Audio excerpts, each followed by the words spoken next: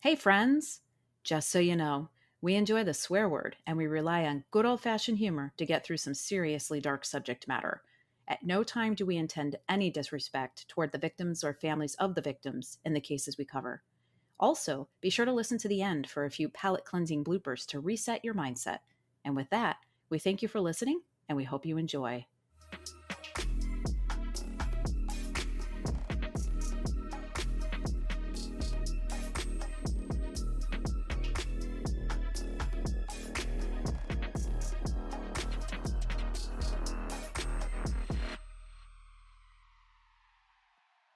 Hey, friends! Welcome to Crime Will Tell. Carrie and Jamie here. Hey, how's it going? Good. How are you? Fantastic. This week's episode is going to look a little different.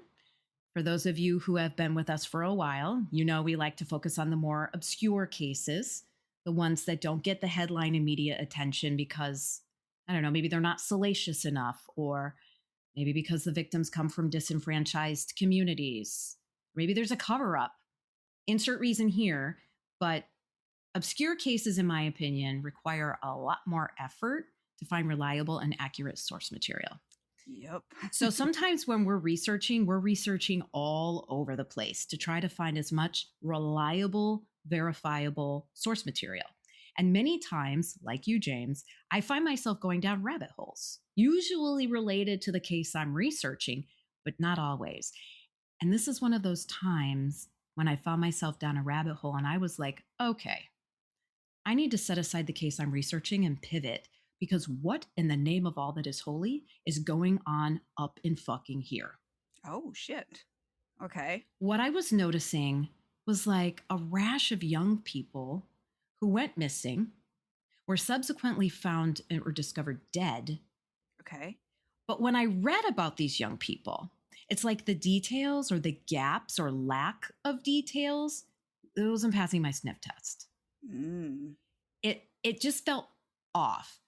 So we're going to indulge a little bit in sort of like a tinfoil hat episode. Ooh. Okay. Because maybe that's what's truly going on here. Maybe young people are choosing to opt out at alarming rates. Maybe. We have seen an uptick in mental health and suicide, a big, huge uptick in the United States in the since COVID, but certainly in the last 8 years, give or take, I would say. But still, I cannot shake that something feels off. So maybe I'm off my rocker and I'm looking for something that isn't there. So James, I'm super curious. You don't know the cases. I'm super curious what your thoughts will be as we move through the details. Okay. The very paltry details, I might add. Oh, okay. Before we get there, though, I'm back to feeling healthy because I was hacking up a lung last episode after I waged epic war against sinus and respiratory infections that just won't go away. I am not drinking water tonight because I feel better. Instead, I am drinking, for the very first time, a THC-infused seltzer. Ooh. So it's a brand. Yeah, it's a brand named Buzzin', and it's a lemon lime flavored. It's fucking delicious. I don't know what to expect from it, but it's fucking delicious. So I don't know if I'm going to feel the same way as I do from my bourbon. I don't know. But this one's going to keep me company tonight, and it's doing a good job so far. Yeah. Well, if you get up and just start slow dancing with yourself and stop talking to me, I'll be like, oh, that shit hits. Then you'll know I got that body buzz. Yeah. What are you drinking tonight? I am drinking, it's Wilderness Trail bourbon. I have a bottle that I got for a gift, and so I'm sipping on that a little bit more. And typically I would drink it on the rocks, but tonight I'm just drinking it neat because fuck ice. So. Oh my gosh, that's fantastic. Yeah. Well, cheers to you, my friend. Cheers to you. Clink, clink. I did limit the cases that we'll be examining tonight down to 3. And again, paltry information. So it's more about what we don't know than what we do know. And even what we do know leads to some questions. So none of these cases offer significant reporting or details. Couldn't find available police reports. There are no court transcripts to rely on. There was no testimony or court involvement here. No investigation affidavits that I could pull, that I could find. You can't get autopsy reports unless you file a request for that information, and that takes forever. And half the time you don't get anywhere. And the news reporting is pretty standard on this. A handful of articles pretty much saying the same thing, which leaves more to the imagination than what feels comfortable. And maybe that's what's going on with me. But usually, if I'm swept up in something, as you know, James, I can pull myself out of it after I'm like, oh my gosh, something shiny. And I'm like, oh, okay, Carrie, calm down. But this has solidly been with me for a couple of weeks. So, at the very least, even if these are all cut and dry cases of young people choosing to opt out voluntarily, the fact that this world has lost these three young women is very tragic.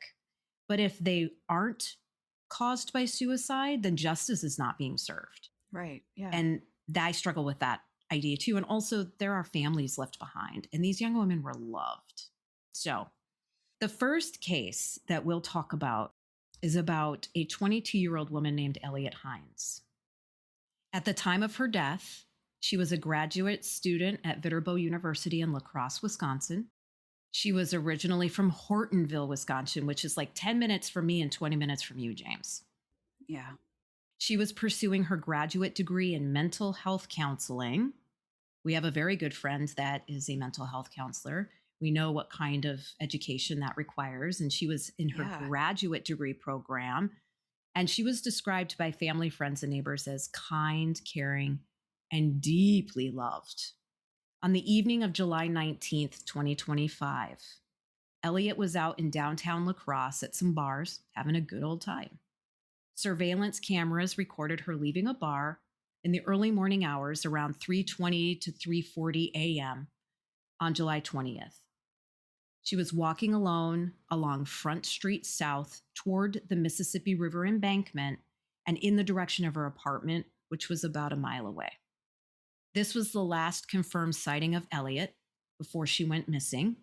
And after she failed to return home, she was reported missing later that morning by family.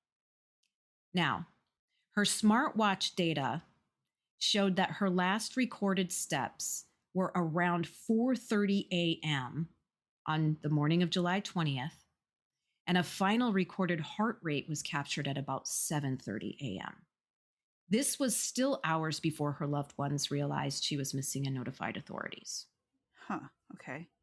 On July 23rd, 3 days later, her body was found in the Mississippi River near Brownsville, Minnesota, roughly 10 to 13 miles downstream from where she was last seen by Front Street South in La Crosse. After a months-long investigation that included an autopsy and toxicology, the official findings per the autopsy report from the La Crosse County Medical Examiner's Office were that her cause of death was accidental drowning, her manner of death was accidental with no evidence of trauma, and her blood alcohol levels were around 0.193%, which is more than twice Wisconsin's legal driving limit, which is 0.08. Okay. No other drugs were detected in her system. Investigators concluded there was no evidence of foul play or criminal conduct, and that there was no evidence to suggest suicidal intent. Additionally, the surveillance cameras that captured her walking alone along Front Street South showed her clearly alone and without obvious distress, meaning while she had clearly consumed alcoholic beverages based on her blood alcohol levels, she was able to walk normally of her own accord. Right. Okay. Now, she was 5'4", maybe 120 pounds soaking wet. She was a tiny little thing. I bet 2 or 3 drinks would put her at 0.193%. But 2 or 3 drinks may not make her drunk. She might be tipsy and happy, but still able to walk just fine and stable and not swaggering or unsteady, things like that. Now, there is some information out there that suggests that surveillance camera footage reportedly captured her entering the Mississippi River, later leaving the river before returning and entering it again. Those reports are not true. There is no confirmed statement from the La Crosse Police Department, the autopsy report, any reputable news outlet saying that cameras captured her actually entering, exiting, and entering the river water multiple times. It's a salacious part of this case that isn't true. and not Like she just verifiable. wanted to go for a dip in a disgusting river I in the middle of the guess, night. but we're also going to get to the topography around that area. Okay. But before we do that, let's go back to her smartwatch data. It provided a partial timeline of movement and vital signs, but it did not indicate specific actions once near the water. I don't know what kind of smartwatch she had. Garmin, Fitbit, Apple, I don't know. But I do know with Apple smartwatches, it will detect if you're trying to swim and it'll ask, do you want to start a swimming workout? I know this because I had an Apple Watch for years and years and years and years. There isn't anything suggesting this type of data was captured by her smartwatch. Her phone was found along her walking route near where she allegedly entered the water. And officials reported no evidence from electronics indicating foul play or intent to self harm. Investigators believed that ultimately, Elliott's high blood alcohol level likely impaired her motor skills and judgment, which may have contributed to her accidental entry into the river. And that's it. That's all we have. Wow. Now, here's what bothers me. She left the bar at 3:20 to 3:40 a.m. It does not take an hour, impaired or not, to walk a mile. Right. Which is how far her apartment was from where she was in downtown La Crosse. So where did she go? Who was she with? Why is there 3 hours of no data between 4:30 when her last recorded footsteps occurred and 7:30 when her last heartbeat was recorded? Right. Yeah. Was this legitimately a trip and fall into the Mississippi River? To which I said, well, I've never been to that area of La Crosse, so let me look up Google Maps. And let's go Street View and see what the fuck we're dealing with. Yeah. So, if you pull up Google Maps and you put in Front Street South La Crosse, and you can see that Front Street South runs parallel, for the most part, with some zigs and zags and turns, along the Mississippi riverbank. But there are sections where it is not right next to it, but there are sections where it is. So if you think about like cute, eclectic downtown bar area where you've got all these beautiful walking areas and these little outcrops, well, the river embankment, there's like, you've got the roads, you've got the buildings, then you've got some grass, and you've got this big pile of rocks that creates sort of the distinction between the land and going into the water. You know what I'm talking about? Like the big rocks that construction, like when they build up the area, and then there's the water. Okay. And I'm like, okay, in that area, it wouldn't be difficult to fall in if you were stumbling drunk and fucking around at the water's edge and you fall in and then somehow you can't get back out. But to like just trip and fall, you would like trip and fall onto the grass, and then maybe you got up and tripped and fell again onto the rocks, and then maybe you got up and tripped and fell again into the water. It's not like you could just blink, fall into the drink and you're swept away. Maybe some areas it's like that, but not mostly. I've lived close to the Mississippi River a good chunk of my life. It's intimidating as fuck, but it's also not like you dip your toe in and it's 20 feet deep. You know what I mean? Like if you accidentally fell in, you're going to be able to be like, oh, fuck, and crawl right back. If you're drunk? Well, but she was 0.193. Like after you and I have a couple of glasses of bourbon, there is no fucking way we can operate anything, a hairdryer, let alone a motor vehicle, right? What would our blood alcohol be? And I know it's very personal to how fast you metabolize alcohol. Also, when her alcohol level was assessed after her body was found 3 days later, she was at 1.193. Maybe she was much higher than that, or maybe they are estimating where her blood alcohol was when they found her. They're estimating that it was around 0.193 when she went into the water. I don't know the specific circumstances around the 0.193 and what it actually represents. But to your point, a trip and fall into the Mississippi River is not likely, although it's not impossible. But you brought up something about the depth of the river. And I was like, well, is it fucking 150 feet down from like shore to shore and like you have no chance once you're in that river because the current will just suck you right under? There are parts of the Mississippi, I'm sure, that are like that. Right. So I Yeah. was like, okay, what's the deepest part of the Mississippi River by Front Street South in La Crosse? Well, the deepest part is 22 feet. However, the average depth in that area is around 4 to 6 feet Mm. due to the presence of a bunch of sandbars and other topography factors. So you've got up and downstream impediments to how the river is flowing because of bridges, dams. There's businesses that use the water in certain ways. All of that stuff makes a difference in how much water actually flows through. But the biggest thing is the presence of the sandbars. So the average depth in that area is 4 to 6 feet. Elliot was 5'4". I'm Right. 5'1", and I know that if I stand on my tippy toes, I can get my head out just about 6 feet of water. Certainly enough water to drown in, but also you can stand up in that amount of water. Yeah. So this is why I don't understand this whole situation. And it happened in July. Here we are 6 months later. They've already closed the case. They ruled it an accidental drowning. But her data from her smartwatch is weird. And why was her phone on the walkway? Yeah. There's so many little pieces that I'm like, okay, if she, because you mentioned the rocks, Yeah, there weren't, it's not like she had an abrasion on her head no, that she nothing, fell and cracked her head open, fell into the water, skin to knee, nothing that nothing like would have made her fall in. And if you're just going for a walk down on the water, you would take your phone with you for fucking sure. Or, maybe somebody did something and they just tossed her phone, on the path. I don't yeah, just know. like, and then, but like, it's also a very odd way to commit suicide if it was intentional. And if that was on her mind that night, I feel like she would have chosen a different way So I thought about to that too, end her James. life. Like, Yeah.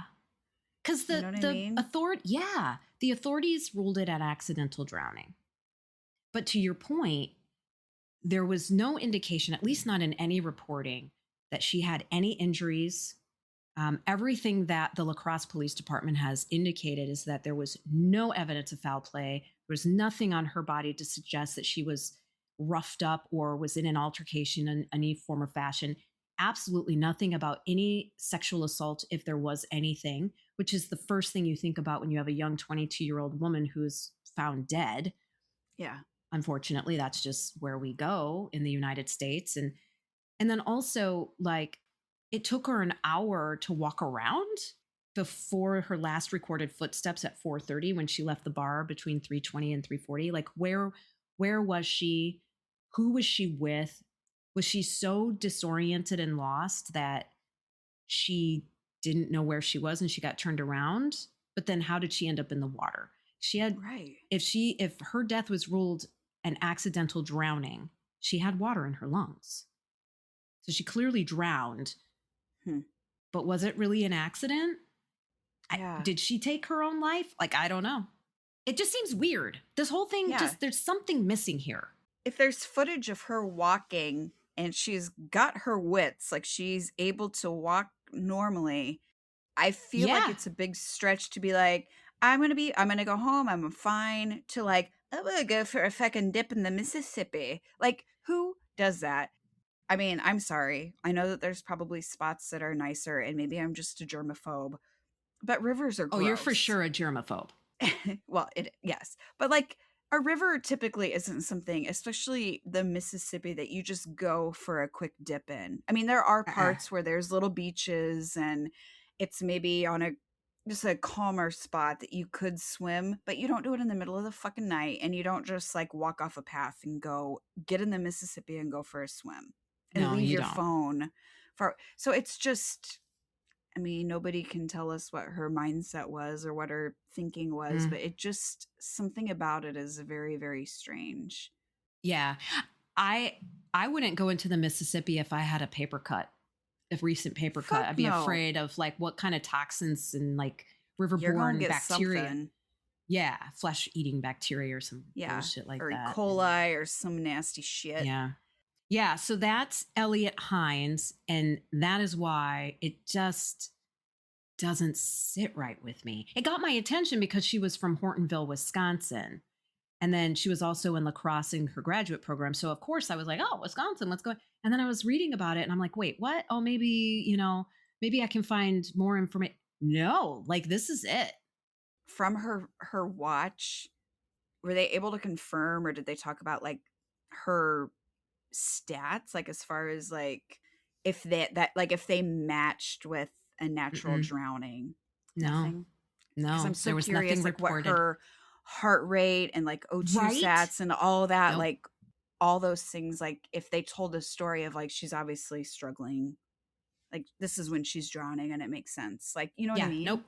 No, Hmm. what they did report was that what I've deduced is that from 4:30 where her last recorded footstep was to 7:30 when her last heartbeat occurred.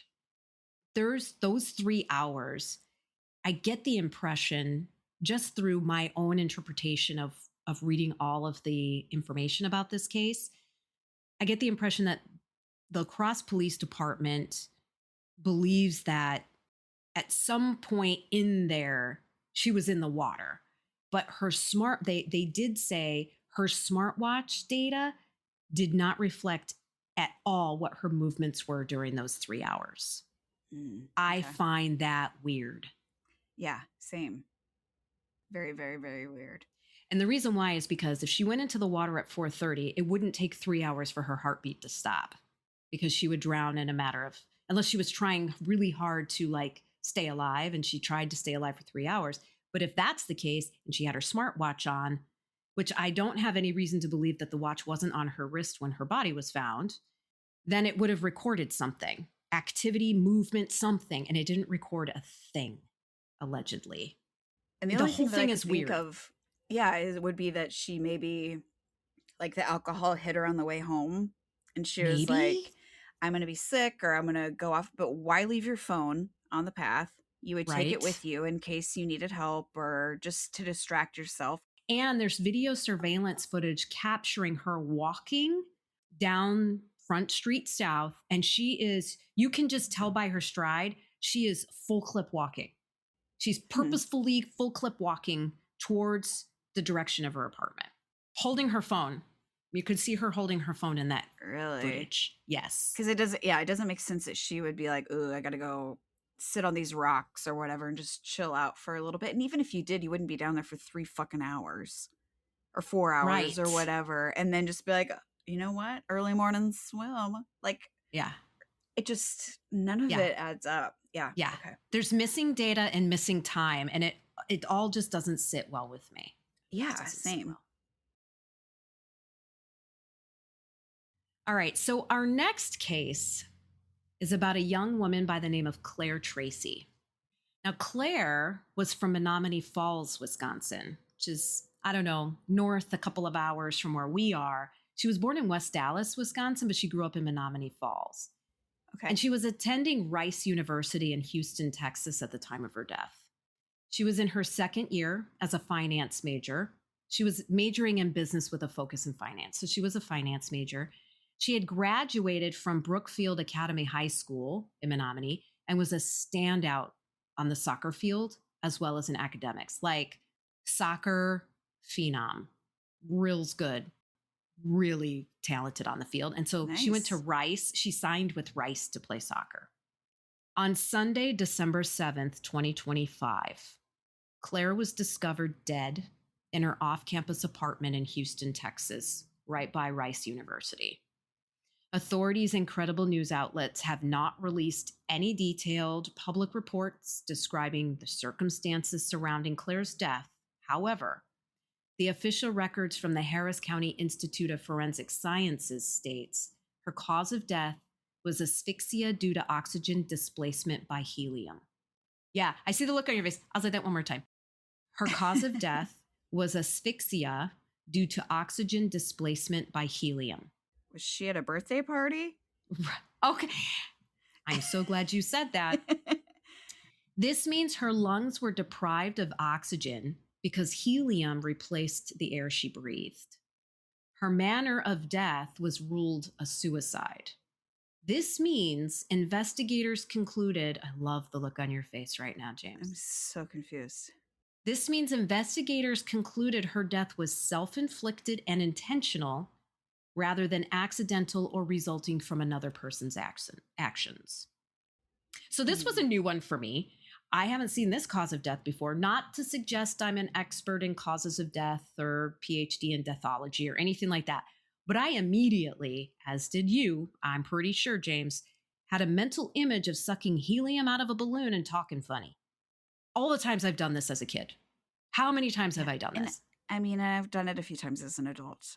I had no idea it could literally kill you, but logically, I suppose that makes sense. If Yeah. you would have to inhale so much.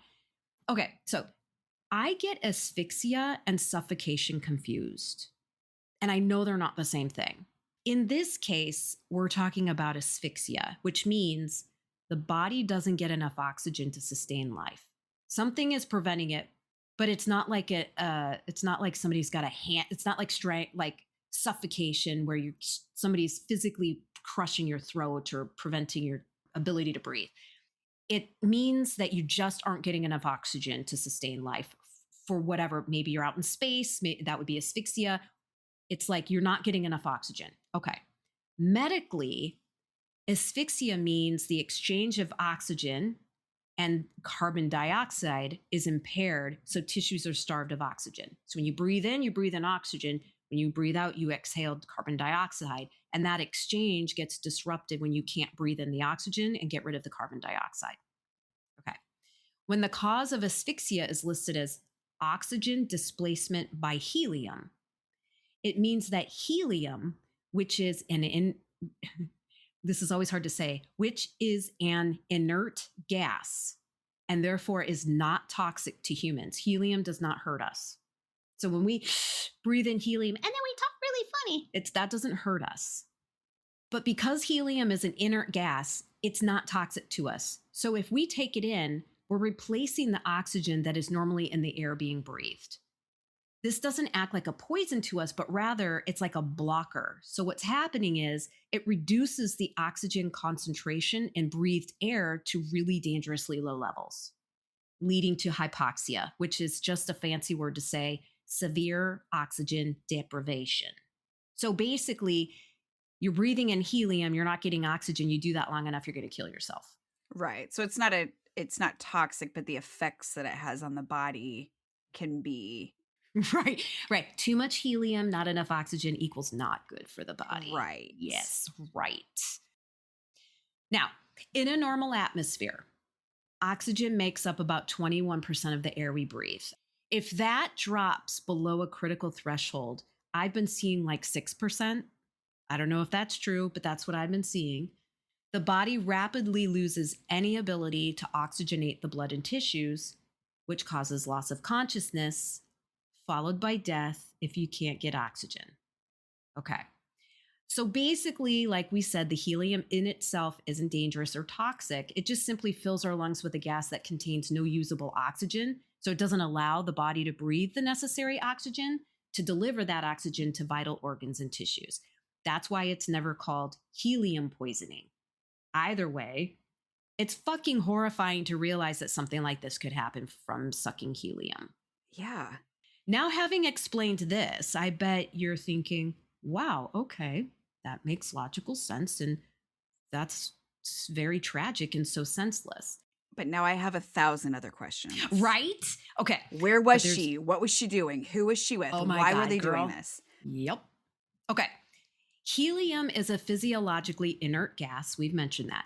It doesn't react chemically in the body. And that's really important because helium is inert. Routine toxicology testing often does not detect it easily in body tissues after death.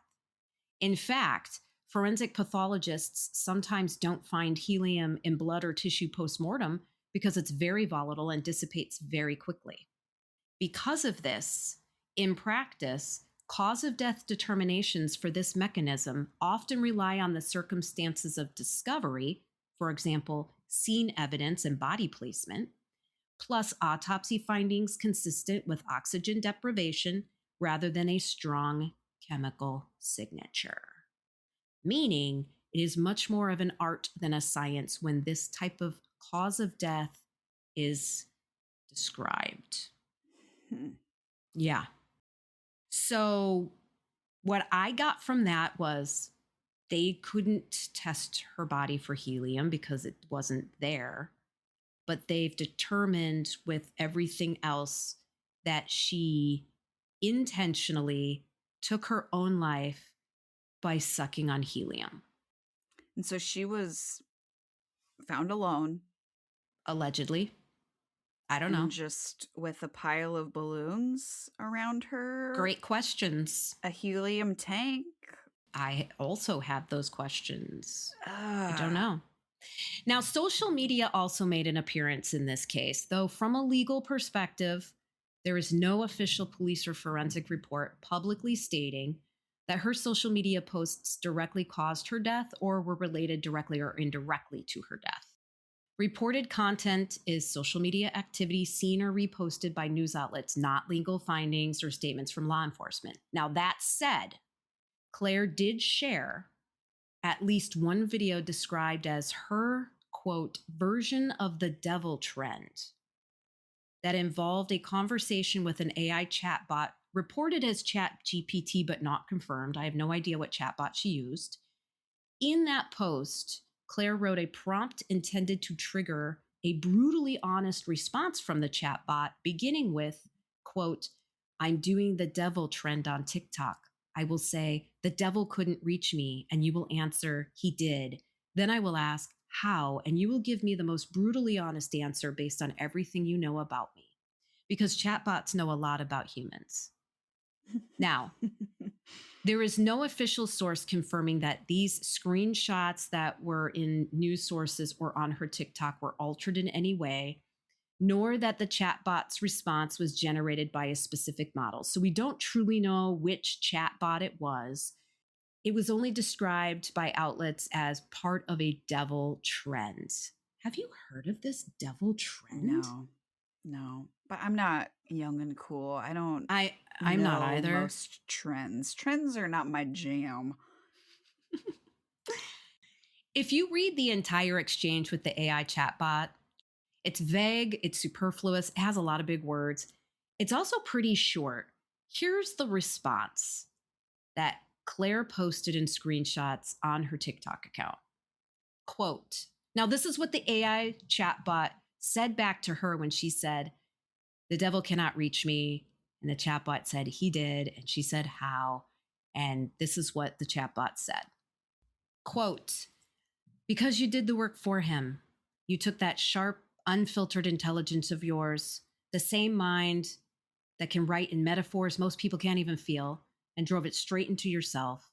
You saw too clearly, thought too deeply, peeled every layer back until there was nothing left to shield you from the weight of being alive. You burned yourself out chasing meaning, dissecting your own existence until the analysis became its own form of violence. You didn't need the devil to tempt you. You handed him the blade and carved the truth into your own mind. Jesus. What the fuck does that even mean? I don't know, but it's intense. It's intense, like, but it doesn't mean anything stupid. It's like, what? But it has a lot of like kind of violent.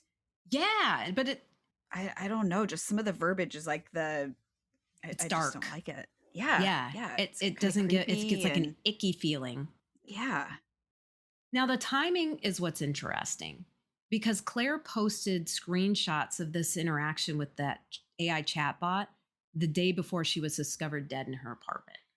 And so you can imagine the fodder about connecting this post to her death. However, I cannot stress enough that authorities in the medical examiner's office have not linked anything in Claire's social media posts to her death.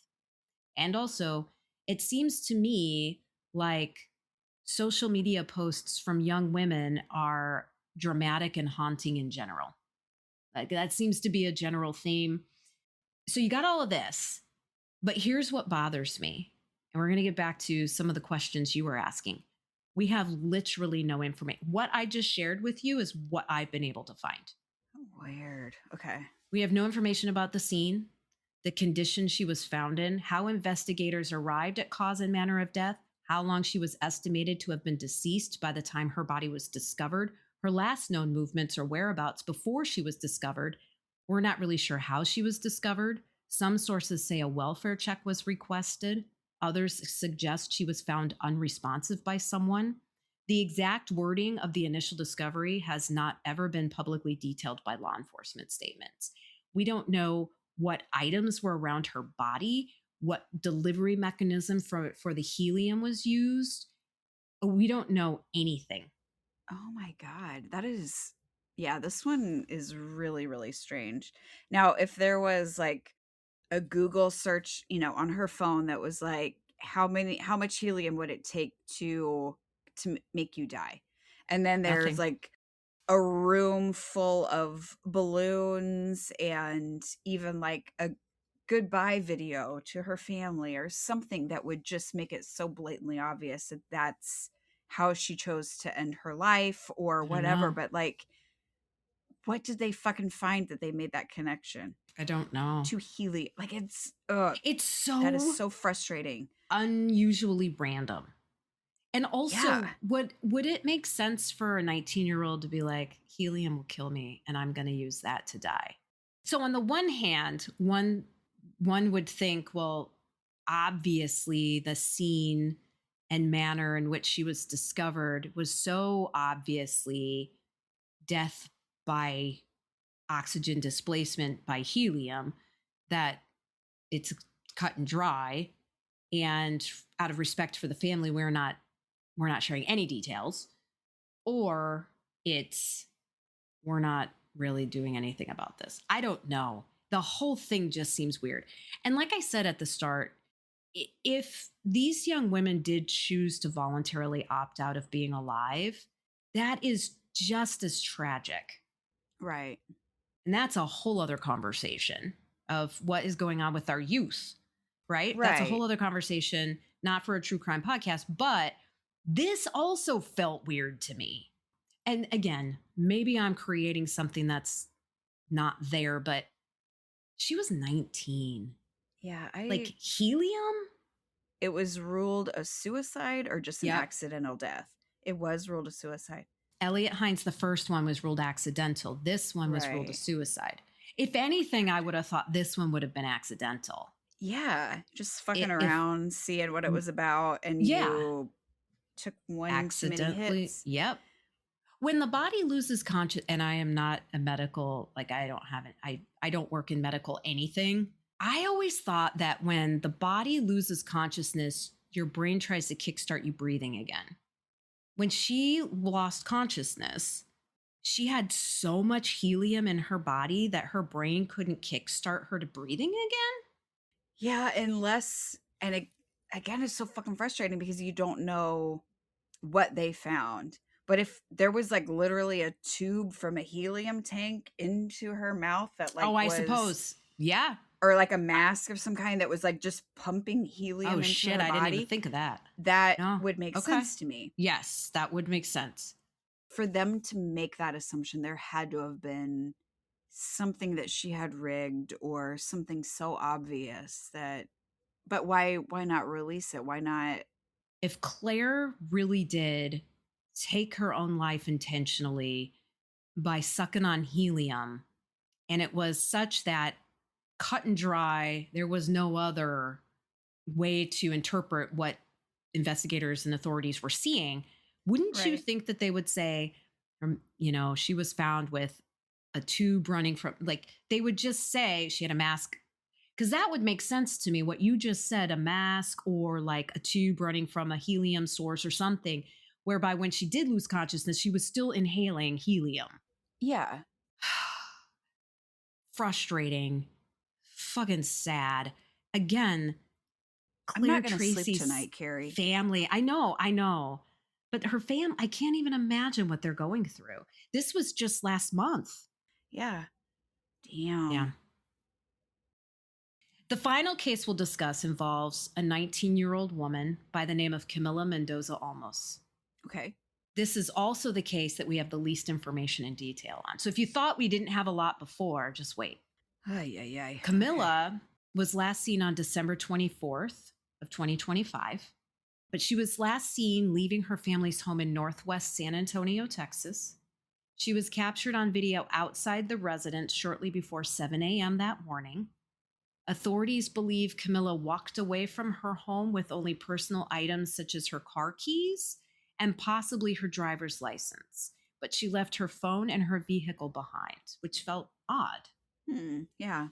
After Camila was reported missing, a massive search was launched by the Bexar County Sheriff's Office with assistance from the FBI, local volunteers, and, of course, family and friends. 6 days later, on December 30th, 2025, search teams found a young woman's body in a field near where Camila had last been seen and only a few hundred yards from her house. Damn. So she was found right 6 days later, right there. Ugh, she was found shit. 6 days later by search crews who returned to the area that they had previously checked due to tall grass and brush. And that's when they discovered her remains. The next day, December 31st, the Bexar County Sheriff's Office and the Bexar County Medical Examiner's Office confirmed the remains were those of Camila. The medical examiner ruled Camila's death a suicide, determining she died from a gunshot wound to the head by her own hand.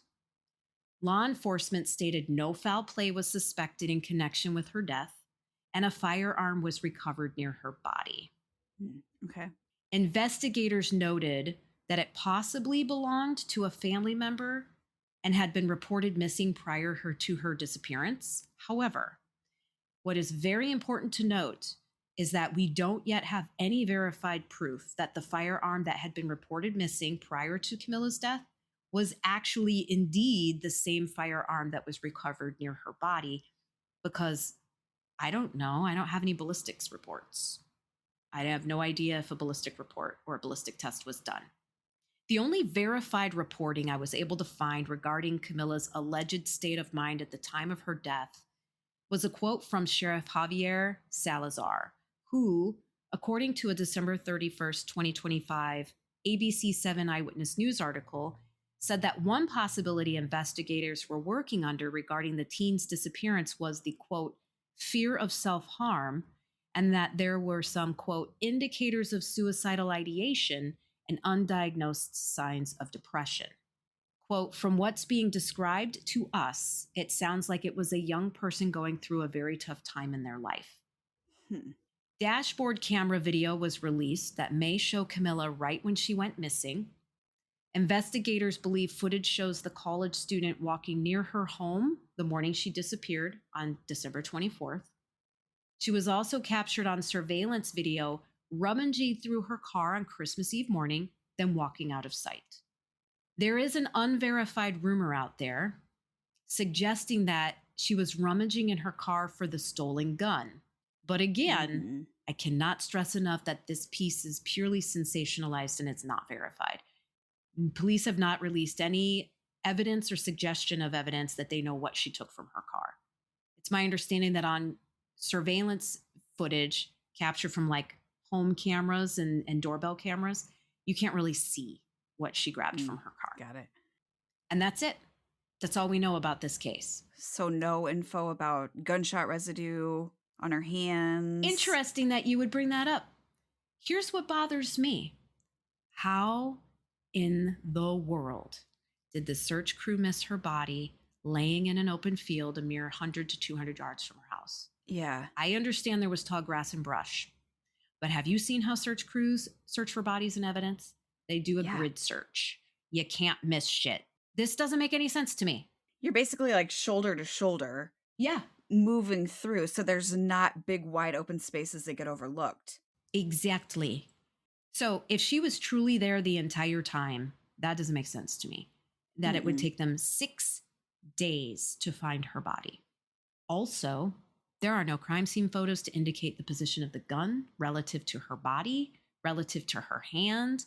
Nothing about gunshot residue, nothing about the gunshot wound to her head, nothing about where on her head the gunshot wound was. Literally nothing. Where's the ballistics report? Why do we still not know if the gun reported missing prior to her death was the same gun used in her death? Why don't we know why it took so long to find her? Why don't we know anything else around her body? Yeah. And you said when she left the house, what did she have with her? her car keys, and she had possibly her driver's license.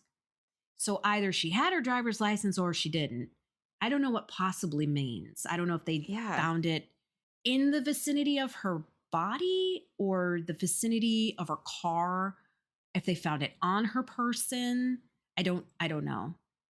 I don't The know. only thing that like makes sense about those two items is she would need the keys to get into the car to get the gun, if that's what she was getting, Okay. and then an ID so her body could be identified if she knew Shit.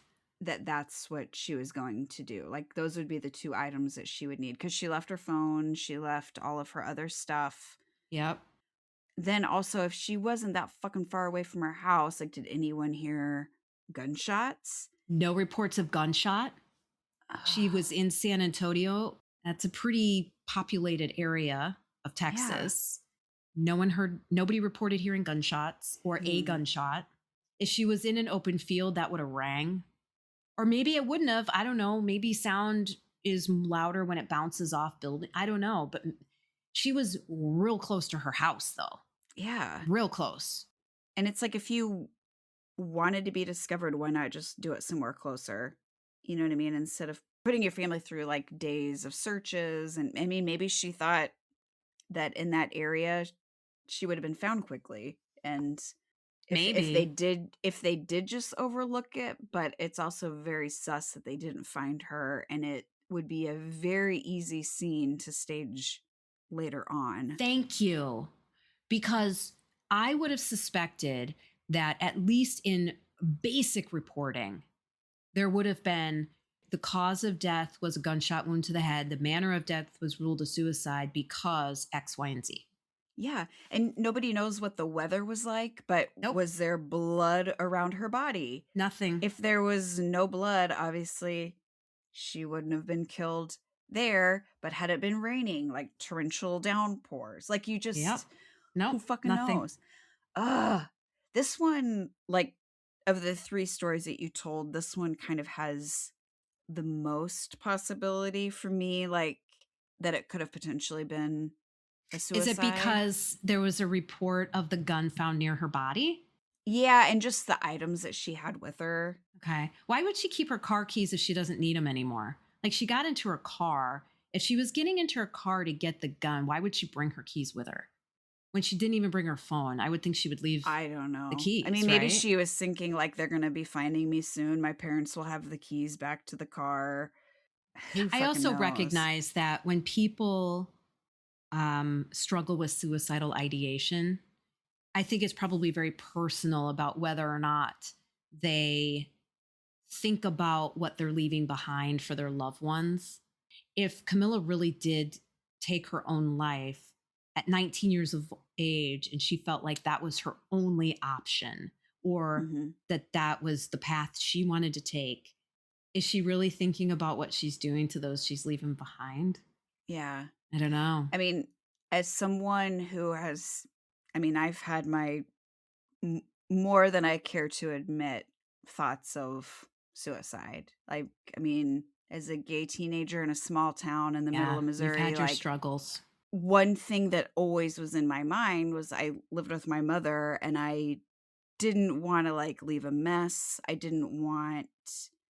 I wanted it to be kind of like clean and simple as possible to have as little stress on my family as possible. And so in my mind, like the things that I could say to them to be like, this is, I'm in a better place, whatever. But I also didn't want to leave like a living room full of blood Jesus and, Christ. you know what I mean? Like those things go through your brain. And so I don't know, like I'm kind of trying to put myself in that place that like if she was thinking like I'm close to home, they'll find me, but it won't have happened in my house. So my parents Oh, won't I see. have that memory of, you know, it happening there, but they'll find me quickly and they'll get that closure. But I see. if there was like a botched search and like more days passed than she intended. You're helping me understand, even though there's literally nothing about this case, they did report that they found the gun relatively in close proximity to her body. I don't know what the fuck that means. You're connecting some dots that I can get behind. But wow. Also, I realize I have not ever had suicidal ideation. I've never been in a situation where I've had mental health in ways that has pushed me to that point. So I don't know what that's like. I know you have, and that's fucking devastating in and of itself. Thinking about that piece of what you might do to help protect your family. That's devastating. And I can, so those connecting those dots, first of all, thank you. But secondly, maybe that is what she was thinking. Like, I don't want to taint the house. I don't want there to be a mess. I don't want them to have to worry. They'll find me quickly. The police didn't do their jobs. Fucking took them almost a week to find her. The family, and talking with Sheriff, Salazar, perhaps maybe they were like, yeah, she had a lot of mental health issues. We were working with her on that. I don't know. But I can see the dots. I can see how you're connecting those dots on this case. I can see that. It still has some oddities, weird some factors. interest. Yeah, like some missing, what would seem very easy to report on information, right? She had gunshot residue in her hands on her dominant hand. Like, that's all I would need to know, probably, and just be like, okay. But yeah, without those answers, it's still just a lot of fucking questions. And yep.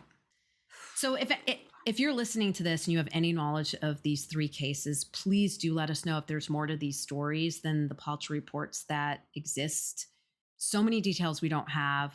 What I hope is that these young women didn't die in vain. I hope their families are finding comfort in their memories, whether or not they were accidental, they were voluntarily opting out, or something more nefarious took place. It doesn't matter. The fact is we've lost Elliot, Claire, and Camila. They were so very young, so full of potential. They had their whole lives ahead of them. And if these cases are open and shut, as they say, their fates are no less tragic. Fucking breaks my heart.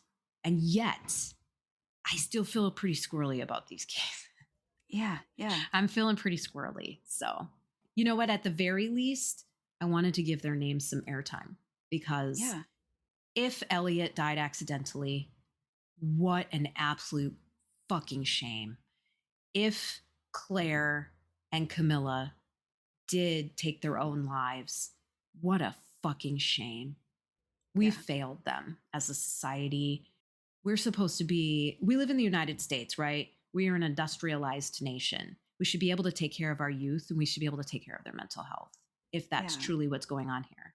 If there's something more nefarious, I sure as hell hope that comes out. Well, if you found this episode compelling, please share. Really helps our little show out with those algorithms. And don't forget to head over to our website at crimehotelpod.com, grab yourself some merch, and punch that subscribe button for our YouTube channel. Yeah. With that, goodbye, James. Goodbye, Carrie.